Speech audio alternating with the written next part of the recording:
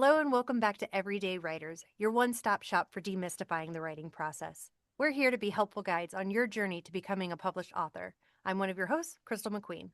I'm your other host, Jordan S. Keller, and thank you for joining us tonight. On today's episode, we're recapping our 2025 with an author chat.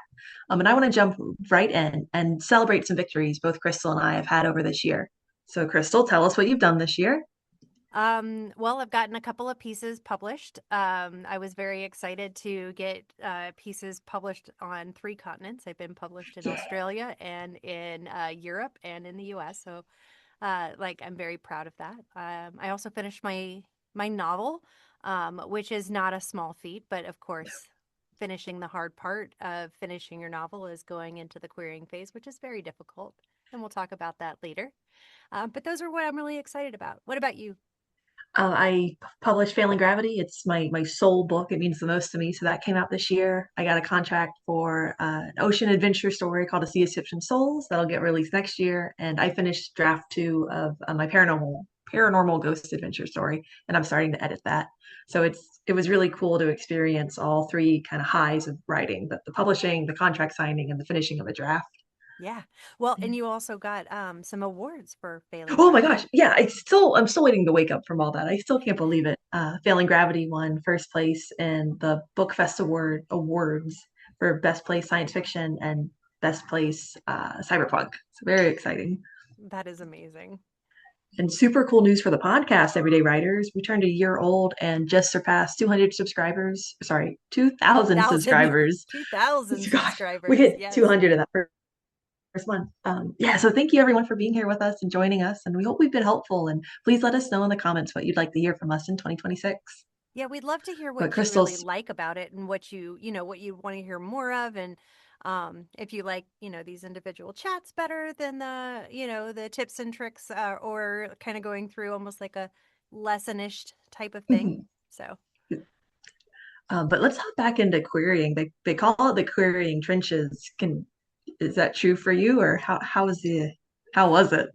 Um, well, it's not how was it? It's is it?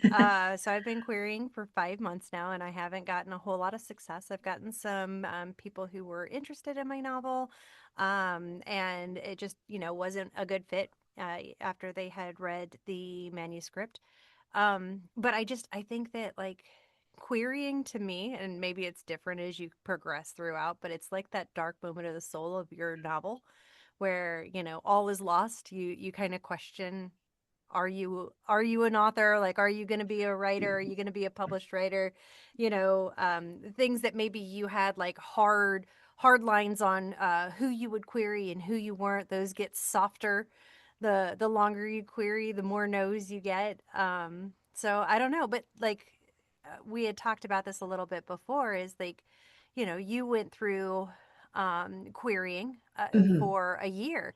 And I remember you coming to group and talking about it and telling us how hard it was, but you can't empathize with how How weird it is. well, and it's emotionally impactful. Like it is. Like when Mhm. you get um a query letter that like you see it in your box and it's like your novel and you're like, is this Mhm. the one? And then it's a form letter. And so I do know that there's a lot of talk, a lot of chatter right now about the amount of books that came out of the pandemic and the books that are now people are trying to submit books that have been drafted with AI. And Mhm. so there's been a lot of agent talk and all that kind of stuff. And even like the comments of people querying where they're like, I apologize to all the agents who are getting thousands of manuscripts. I can't imagine what it's like for you all too. Right.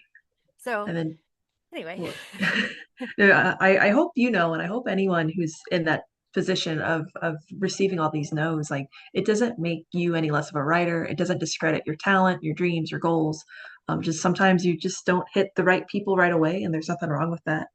I remember like I would send my queries out in batches of 10. And after I got rejected or no responses, I'd get so angry, like, what am I doing wrong? And just spitefully start sending out a whole bunch more.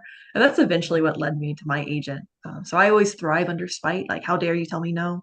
uh, So maybe that'll help one of our listeners. Maybe that'll help you just throw some spaghetti at the wall, see if something sticks.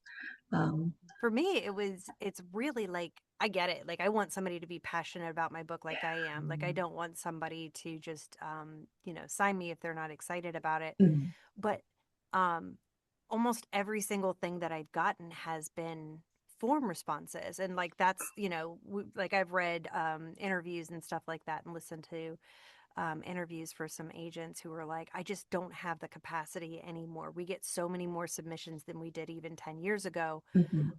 that I can't give anybody like personalized feedback. And so if I could just get, because like I've had my query letter, I've had my, my first 50 pages reviewed, I've had my synopsis reviewed by various agents, and they're like, this is a really strong query package. And like I went to a conference and met with somebody who Mhm. ended up asking for my whole novel, which she ended up eventually passing on.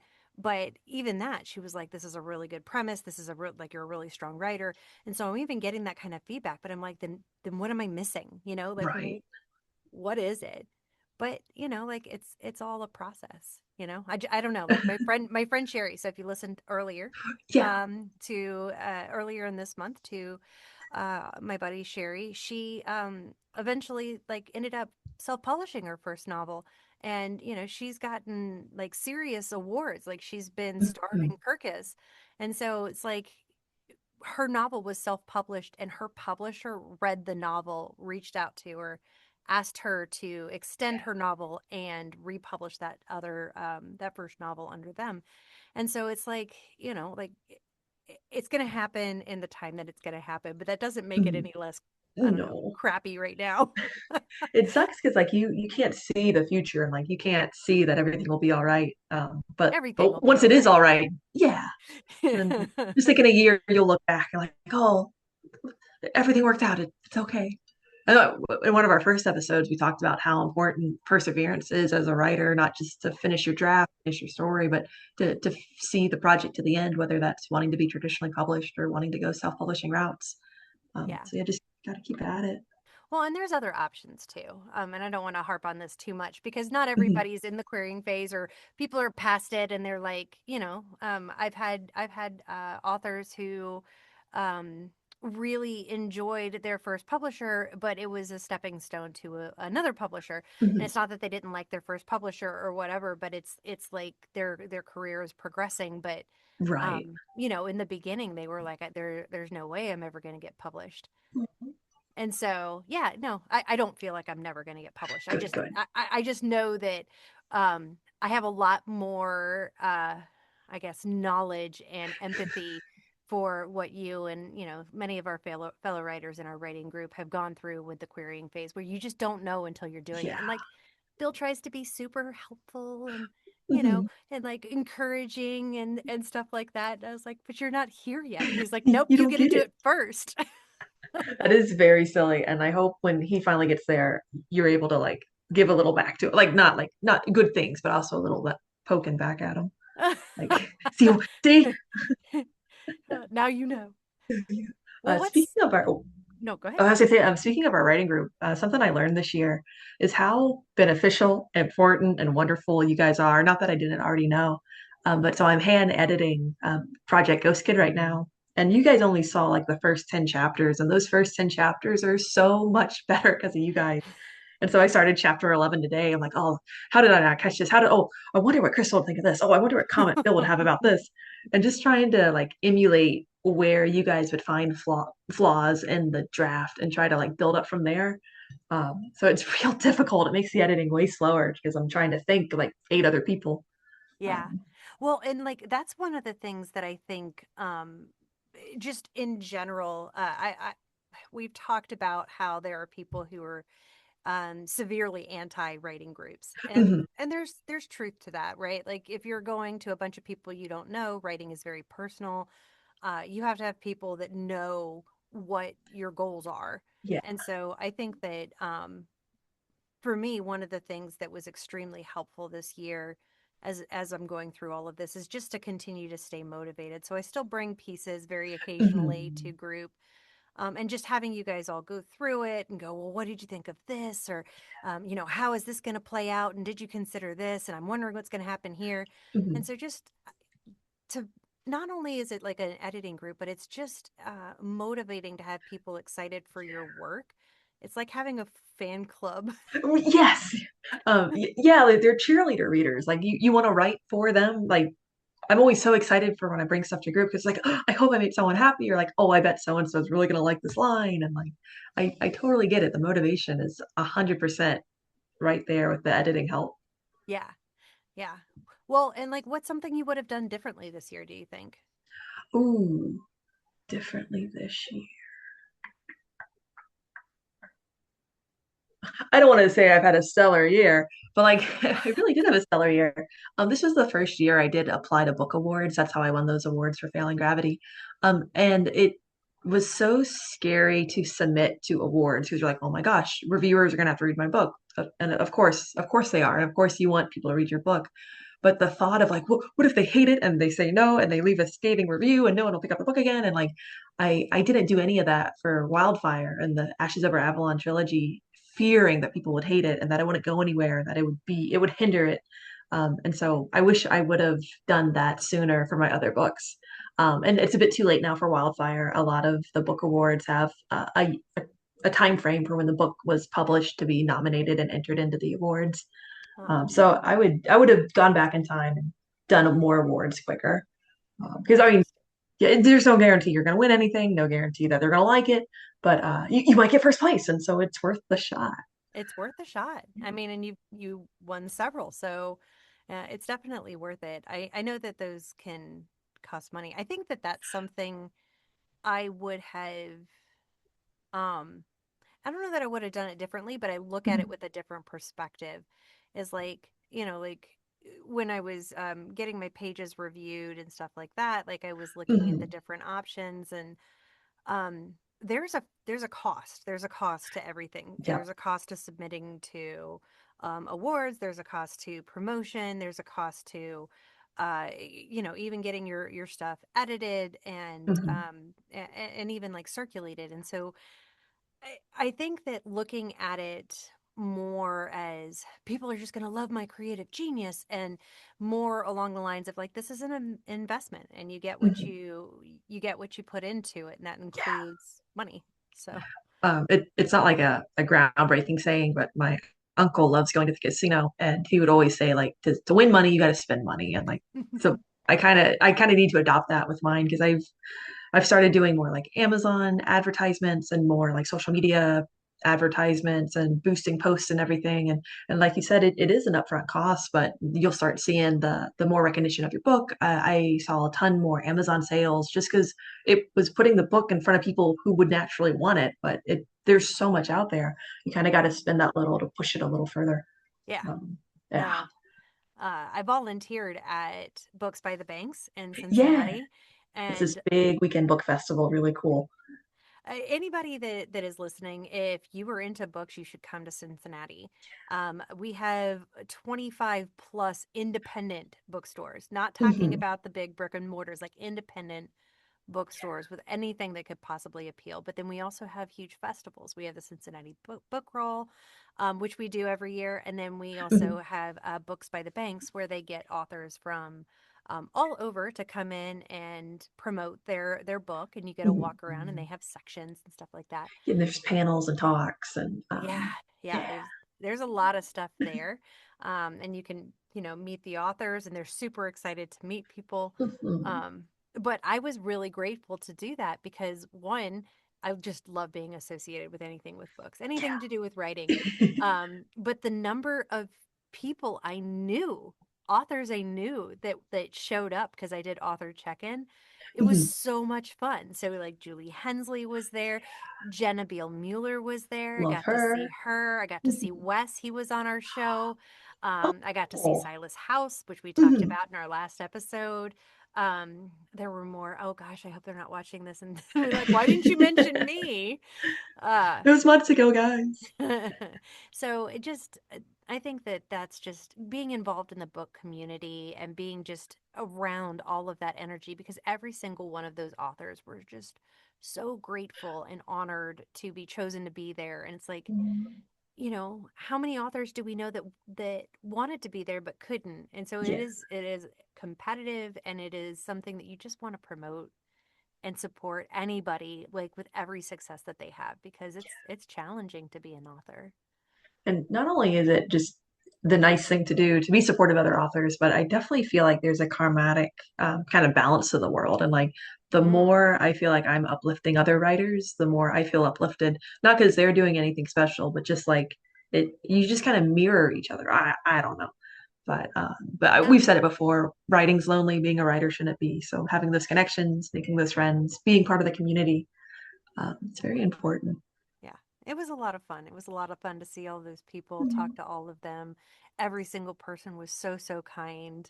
I don't know. It was just a lot of fun. If there's events in your area, tell us about it, because like I'm always down for a road trip. A friend of mine, his wife, she is like the book talk girl. Like she reads nonstop. And she went to a book convention in the Northeast, and flying would have been way cheaper, way quicker, but she drove to make sure she had Oh my room for all the other books she was picking up. And so while she was gone, the husband built her new bookshelves to store them all in. I'm like, God. that's a romance novel waiting to happen.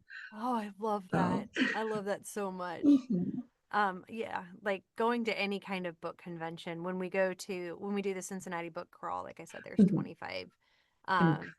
It's way always the more. first weekend of October, so if you're planning your trip. Yeah. And like you get stamps if you go to each store. You don't even have to buy stuff, but we try to buy stuff. So my sister flew in, and so That's Bill, right. me, and my sister, we went to every store on the list, and bought something from every single store. We made sure Mhm. that we patronized them all. Saying patronizing sounds so wrong, but I think that is It the correct does. word. Yeah. Supported, maybe that's the kinder word. Yeah. Yeah. Um, so is there anything that you would want to, maybe recap from this year from I don't know, like a writing perspective? You've done a lot of events at different bookstores. How did those Yeah. go? I've done a ton of book signings this year, and like I used to always do one for the release of my books and try to do a big one at the end of the year. I've worked with the Cincy Book Rack up in Milfordish, Ohio, and they do like a big holiday market, so I love being with them. But yeah, I felt like I did one every month this year. And it's great because like all of my writing friends come out and see me and say hi. And my family comes out and sees me and says hi. But after like the third or fourth one, like people get busy. Your family's like, well, I saw you at the last one. I'll be at the next one. And but you still start building these connections and these relationships with readers. And I've met so many people that I never would have met outside of doing signings through signings. I hopefully made a lot of new contacts. I hopefully encouraged a lot of people to read my books and come back and pick up other ones. And if you're an author and you're going to be doing book signings, I highly recommend getting some freebies to pass out with your books, whether it be bookmarks or stickers, just stuff that they can remember your name, find your social medias, your websites, your other books on really easy. So that way you can still chat with people, make connections, and give them a little something before they leave. But yeah, I did so many book signings, so I hope to do more. And definitely, if you have the opportunity to do one, sign up for them. What do people pick up the most? Oh, they love. I had character art done for the Wildfire series. I'm looking around my desk. I don't have any right here, but I printed them in postcards. And so Oh, you can mail them as postcards, but they're also blank on the back with like my logo and social information and everything. So I could sign and write notes on those, stick them in the books, or after talking with people, I could hand them that and be like, hey, if you think back, here's this little card you can look back on. And I had a mom stop and we chit chatted for a while, and she mentioned that her child didn't like reading, but he really liked like going to comic book movies. I'm like, oh, that's perfect. So I gave her the character art because they're all comic book heroes. And so she said she was going to take it to her son, and if he liked the art, then they were going to pick up the books. So hopefully they picked up the books. But yeah, the character art and talking about cost. So that was an upfront cost I had to do, and then the printing and everything. And it might seem like anti-business just to give those away for free when they cost money, but again, you're oh my gosh, you're like putting stuff into you for the universe to put back into you. you're investing in your Investing, yes. thank you. I kept wanting to say inflating, like that's not the right word. Oh, Patronizing, inflating, we're, whatever. we're two writers right here. Actually, I will say that that is one of the most challenging things about writing is you know what you want to say, but you can't think of the word in that moment that you want to use. Um, One of the things that we do in our writing group at the end of every piece is, like we go around and we give Mhm. critiques and feedback and what we really liked, but everybody has to pick their like favorite line. Yeah. And it's so interesting to see the lines that people really resonate with. And so I think that that is something that, as an author, having I'm sorry, I'm going back to writing groups, but No, no. We having love our group. somebody there to be like this is great, and you were like, oh, I didn't even think that was a great line. Hmm. And those lines, like those things that you're trying to think, what's the word I want to use here? There's something very specific, I want to use it. And a lot of times it's not that line, it's not the line that you No. think is great. And so I think that that's also something that's just Since great we about having a community. since we started doing the favorite line, I realized before I bring in my submission, I'll go through and try to polish every line as best as I can. I'm curious if it's affected your writing, knowing that like, oh, people are gonna have to pick some of these. They all can't just be just basic lines. No, it doesn't. It doesn't impact my writing, but it impacts my editing. So when I'm looking to Ooh. like clean stuff up and cut something, if somebody said that that was their favorite line, I will think about that line a whole lot harder before I'll cut Oh, it. yeah. Um, because a lot of times we pick favorite lines because it really, epitomizes a character Hmm. or is something that like made them laugh out loud or broke tension or Yeah. whatever. And so knowing that a line resonated with somebody, you still have to cut those lines if they don't Hmm. add to your story. But at least it gives you an extra pause to be like, well, Yeah. Jody really liked that line. I better keep it in. There is a band and they had talked about one of their fans had gotten a lyric tattooed on their arm. And so after that album, every song they wrote after, they're like, we have to make sure every line is tattooable. And so that's always in my head when I'm writing now. Like, I have to make sure someone can pick this as a favorite line. And of course, not every line will be like that, but Yeah. Well, I know we could talk about this for hours and hours, and I just love chatting about, just being a writer and yeah. all of the highs and definitely the lows. They're all there. You're never But going to it just dips have and a whole flows. high. It'll ebb and flow. You'll come back right back up. But I think that that's going to be all the time that we have for this episode. We want to make sure that we end the year on a high note. Yes. So, And speaking of ending the year, happy holidays, happy new year. And join Crystal and I in January where we're going to be discussing our goals for 2026, kind of making a New Year's resolution list as a writer. We hope you join us and let us know some of your goals. And if you love what you hear on Everyday Writers, make sure you give Crystal and I a follow on Instagram and subscribe to the podcast down below. and don't forget, every day is a good day to write. See you next time. Bye.